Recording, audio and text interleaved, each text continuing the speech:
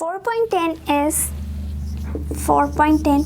Give an example of a moving body which is in equilibrium. So अब हमने पहले ही discuss किया कि इक्विलिब्रियम में बॉडी कब होती है, जब या तो वो रेस्ट कंडीशन में हो या यूनिफॉर्म वेलोसिटी में हो. सो अब हमें एक एग्जांपल देनी है जिसमें बॉडी मूव तो कर रही है but it is in equilibrium. So अगर हम एक एग्जांपल देखें पैराट्रूपर की, a paratrooper moving with uniform velocity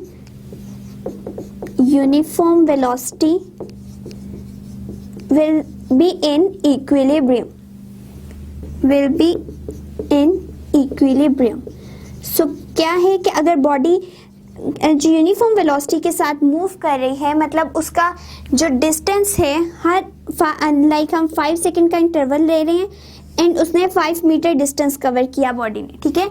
and next 5 second में भी अगर वो 5 मीटर डिस्टेंस ही कवर कर रही है, इट मीन्स कि वो यूनिफॉर्म वेलोसिटी के साथ मूव कर रही है. एंड जब बॉडी यूनिफॉर्म वेलोसिटी के साथ मूव कर रही होगी then it is said to be in equilibrium. So it was the example of the equilibrium when a body is moving. So the next one is 4.11. 4.11 is think of a body which is at rest but not in equilibrium.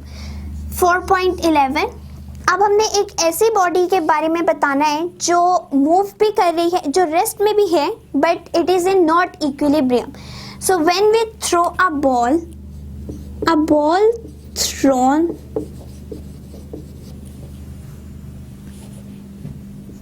Upward, ठीक है, एक ball को हमने throw किया है upward at highest point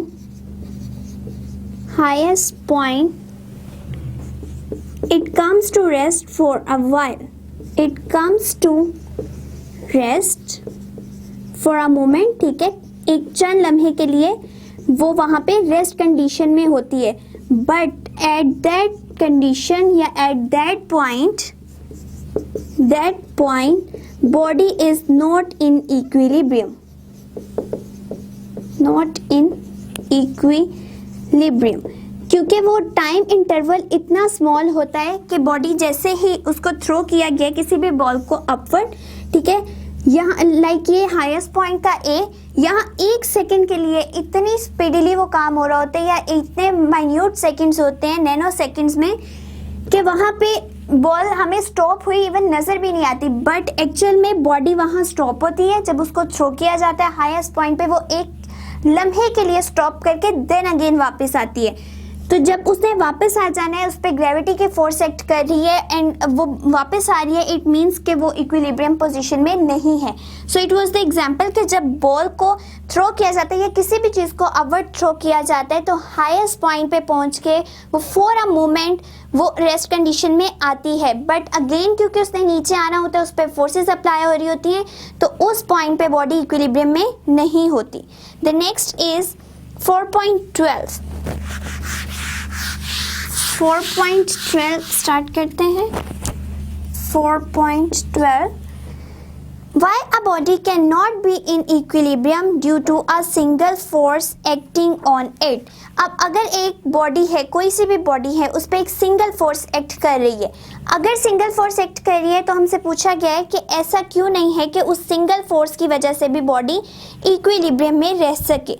so it's answer is कि a single force can not be balanced, ठीक है, is not balanced by the other force, is not balanced, ठीक है. पहली बात तो ये बैलेंस्ड नहीं है. एंड सेकेंड थिंग इज कि अगर ये बैलेंस नहीं है सो इट प्रोड्यूस एक्सेलरेशन. अगर एक्सेलरेशन प्रोड्यूस हो गया इट मीन्स बॉडी मूव कर रही है with change of velocity. Like acceleration is the change of velocity with respect to time. Velocities change हो रही हैं, इट मीन्स बॉडी मूव कर रही है. और अगर बॉडी मूव कर रही है और वो यूनिफॉर्म वेलोसिटी के साथ नहीं है तो बॉडी इक्विलिब्रियम में नहीं होगी. सो single force is not balanced, so it produce acceleration, and due to acceleration body start to move and the single force cannot give the equilibrium state. So why the next one is 4.13 Why the height of vehicle is kept as low as possible? कि किसी भी vehicle की या किसी भी चीज़ की जिसको हमने स्टेबल रखना है उसकी हाइट क्यों कम बनाई जाती है? 4.13 सो सेंटर ऑफ ग्रेविटी जो है इक्विलिब्रियम में रहने के लिए या स्टेबल इक्विलिब्रियम रखने के लिए सेंटर ऑफ ग्रेविटी को बेस के पास होना बहुत ज़रूरी है, ठीक है। लाइक अगर कोई भी व्हीकल है, इस तरह से कार है, लाइक इसकी हाइट छोटी इसलिए बनाई गई कि centre of gravity base line के पास रहे, ठीक है। जितनी वो बेस के पास होगी तो बेस ही आगे ग्राउंड से अटैच है, इट मीन्स कि ग्रेविटी जो है उस पर ज़्यादा फोर्स लगा सकेगी। So height of the vehicle is kept as low as possible, so its centre of gravity remain close to the base of the ground या of the base of that vehicle to get the more stability. So centre of gravity is the reason कि centre of gravity जो है वो बिल्कुल base के पास रहे ताकि body stable form में रह सके। सो इट वाज द आंसर कि जब भी हमने बॉडी को स्टेबल रखना होता है तो उसकी हाइट छोटी बनाई जाती है ताकि सेंटर ऑफ ग्रेविटी जो है वो ज़्यादा से ज़्यादा बेस के पास रह सके। The next one is 4.14 and it is explain what is meant by stable, unstable and neutral equilibrium. Give one example in each case.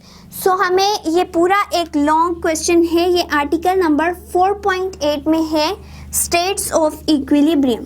States of equilibrium जिसमें सबसे पहले तो हमने बताना है कि कितनी स्टेट्स हैं। नंबर 1 इज स्टेबल, तो यहाँ पे गिवन भी है stable, unstable and the neutral one. And then आपने इसमें क्या करना है, इनकी डेफिनेशंस बतानी है, डेफिनेशंस, देन इसको एक्सप्लेन करना है एंड देन उसमें आपने एक एक एग्जाम्पल देनी है। So it was your long article, ठीक है। एंड आप ये 4.8 टॉपिक भी इसमें पूरा डिस्कशन हुई है, आप उसको चेक कर सकते हैं। सो ये हमारे थे 4.14 तक तमाम question answer of chapter number 4।